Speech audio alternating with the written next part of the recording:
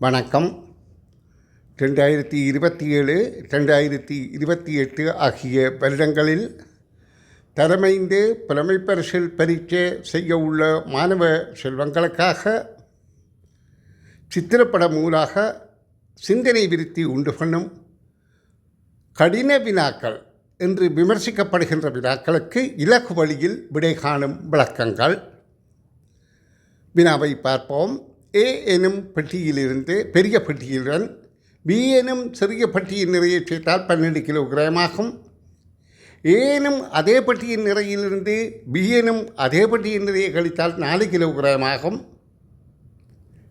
எனவே பெட்டி ஏயின் நிறை யாது என்பது கேள்வி. வினாவை விளங்கிக் கொள்ளுங்கோ. ஒரு பெரிய பெட்டியோடு ஒரு சிறிய பெட்டி சேர்த்தால் 12 கிலோகிராம். அதே பெரிய பெட்டியோடு அதே சிறிய பெட்டியை கழித்தால் 4 கிலோகிராம். பெரிய பெட்டியின் நிறை எவ்வளவு என்று கேட்கப்படுகிறது.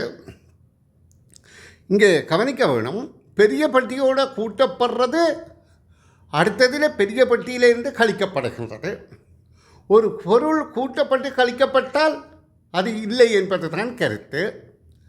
அப்போ இங்கே 12 கிலோகிராம் 4 கிலோகிராம் என்கின்ற 16 கிலோகிராம் 2 பெரிய பெட்டியை தான் குறிக்கின்றது.